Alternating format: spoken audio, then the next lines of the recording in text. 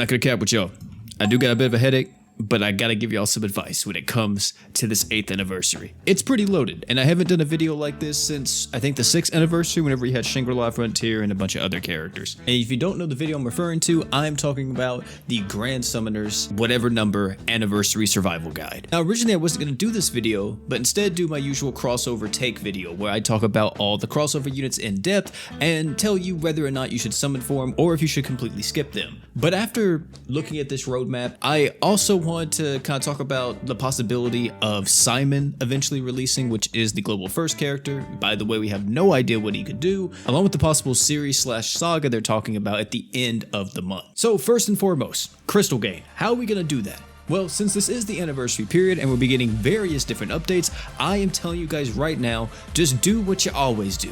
Log into the game and get off. Just make sure no matter what you are claiming the login bonuses, because you're going to be able to get a lot of passive crystal gain just like that. If you're actually actively playing the game, then log in, play all the new events that you see, do everything you can. If it's new or uncleared, make sure you clear it. You want as many crystals as possible, especially when it comes to crossover characters and if we do get the eventual Simon or whatever. Now, onto the crossover characters, specifically part 1, Madoka.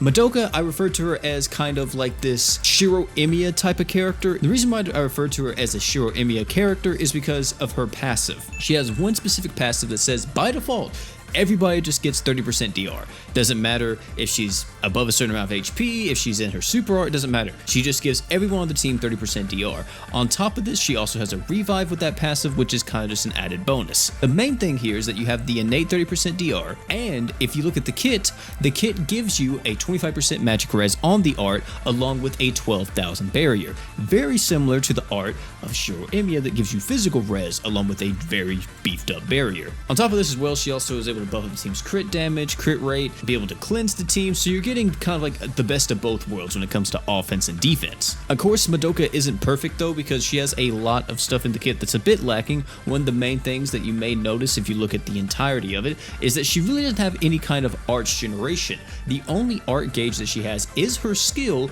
and if you actually get her true weapon, which I recommend you guys do, you get 2 arts per second. So you're definitely going to be wanting to use this character alongside some arts generers. Also, her slots kind of poo-poo, especially for a character that is more defensive than offensive. We don't have a defense slot here, so she is really only giving you that DR that she has in her own kit. We don't have any kind of big support slot here. We have a 4-star support, which is good, but 5-star support would have been fantastic. Really, the magic slot is her best slot, and in most cases, you're probably going to have her true weapon there, so the arch gen really isn't going to be too great on this character. So even though she is heavily reliant on her team to be able to supply her with everything she needs in order to arch gen everything, she is still absolutely worth getting. Having any character that just gives you passive DR along with the barrier is almost like a must in GS. These characters are very few and far between, and being able to have as many as possible will always help you more so than hurt you. Of course, you can make the argument that if you already have Beta, you already have Shiro, you already have, whoever, you don't need Madoka. And to that I say, hey,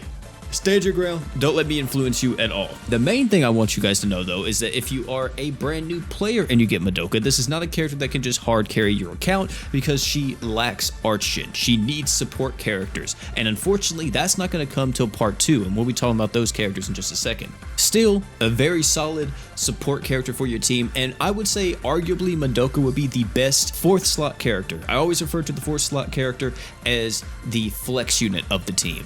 A character that you just throw on the team that isn't really like pivotal to like the team's success, but just adds to the team. Like if you already have your 2 arch generers, maybe you can have somebody else that gives like active DR. Well, throw Madoka on there, boom, that team has another layer of DR, plus you're having crit rate, crit damage, you're having cleanse, everything. Out of everybody from this crossover, Madoka is one of the ones that you want to get. Part 2 of Madoka has a few good characters in it. I would say the main one you want to look out for is Sayaka. Sayaka is going to be the taunt tank from Madoka, and she gives you tons, and I really do mean tons, of damage mitigation and support. Whenever she pops her true art, you get a massive barrier on herself, she redirects all damage, and as soon as she hits near death, she gets insanely strong. I'm talking about more DR when near death. The lower HP you are, you buff up your entire team's attack and physical damage. Oh yeah, whenever she's near death, she also gives her entire team more art gauge if they're female units. And just in case she ever dies, she has 2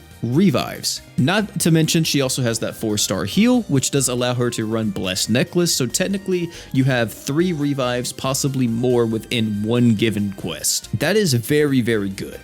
However, Sayaka also has an issue like Madoka. She has no way to reduce her own HP. Now, in a lot of fights where you're able to use a taunt tank, this isn't that big of an issue because the boss for the most part is always going to deal some type of attack that just instantly reduces everybody's HP by a certain amount. My main issue though is that whenever you fight a boss that can't reduce Sayaka's HP, so whenever you go up against them, Sayaka will be significantly weaker. So the only way for you to be able to reduce this character's health at that point would be by using some type of health draining equip like B3 Claw. And in order to use B3 Claw, you want to take her to LB7 and maybe like, oh, OP, just put it in the 5-star slot that she has. No, you don't want to do that because you definitely want Sayaka's true weapon because this gives her more stats and flinch and paralysis res. You could also possibly run the 5-star support Divine Arachnid's Tears on somebody and throw it onto her, which this is also a bit of an investment because that means you're going to be down 1 support slot just so Sayaka can do her whole gimmick and everything.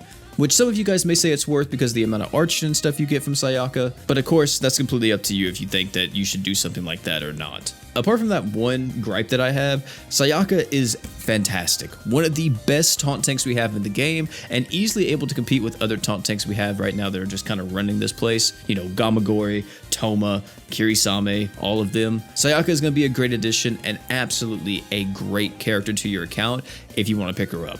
Another thing that's really good about Sayaka is that if you're brand new and you pick her up, you are getting not only a taunt tank, but also an arch genner. So, hey, you know, that's cool. Just make sure you run her alongside other female characters. If you're not running her with other females, then you're not going to be getting that arch gen. We don't know what will be coming after this, but I can make a prediction.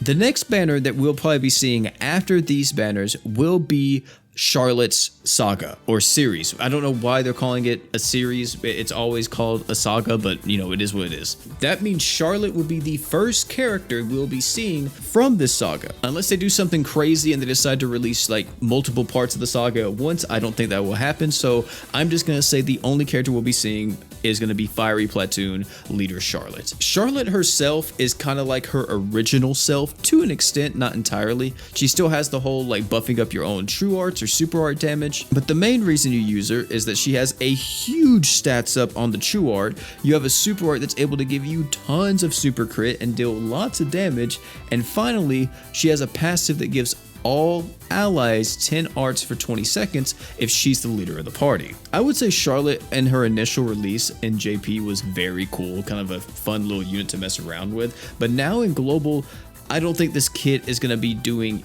anybody too much justice. If you wanted to get her to mess around with her, maybe Charlotte's one of your favorite characters, then by all means do it, but I do not think this character is worth too many resources. The new saga beginning is more than likely this man here, Simon. I don't want to say I'm putting money on it. I don't want to make any more bets. Ooh, let's not talk about the last bet I made. This one is very up in the air. For some people, they will save because, let's be honest, if this is a global first character and it will eventually be coming to JP as well, this is a popularity voted unit too, they're going to be pretty strong, I would assume. Especially a character like Simon, I think they could do a lot of things with them depending on how they do. Maybe he's another Phantom Bullet character. Maybe this is young Simon. Maybe this is, whoever. It could be Mecha Simon after all. So when it comes to this one, I would say possibly wait on some of your summons, especially like for part 2 of the crossover, unless it says that like it's resetting. If it's resetting, then make sure you summon before the reset. But if you can hold out and kind of wait till we get closer to get some ideas of what Simon does, to be like, well, maybe you should summon on Madoka instead. Simon's not like all that. I will mention too though, since Simon is going to be a GS character, they always give us the 10k step up Alk banner. So since that is a thing, you could just save all your Alk stones that you gain through all of your summons with Madoka specifically for Simon, and hope to God that you get them within a few Alk pools. That's kind of going to be my strategy going into it, especially considering that I don't even know, how good this character is going to be or how bad or whatever. So whether you save all your Alk stones for Simon, all of your crystals for Simon, or whatever, just make sure that you're being a bit conscious with your crystal spending. You know what I mean? Don't just go willy-nilly, because it's possible they drop just an absolute heater on us out of nowhere. But hey, that's going to be everything for this video. That's everything I have to say about the survival guide. Tell me down below if you're going to be summoning for any of this stuff, or you're saving for a completely different character. I don't know. Maybe some of you guys are out there saving for Henrietta. You guys let me know all that type of stuff down below in the comment section. You already heard me. I'm going to be summoning for Madoka, specifically going for Madoka and Sayaka. Those are the two that I really want. And then saving all of my out for hopefully Simon. But either way though, thank you all so much for hanging out. Thank you so much for listening to me. Hopefully this stuff helped you. And if you enjoyed this video, I haven't check out this video right here. It's Orville's Showcase. If you haven't seen Orville D in action yet, I recommend you click on it. I do have some gripes with this character, but overall he is an extremely good unit. So click on that and I'll meet you over there. But before you leave, don't forget to drink water.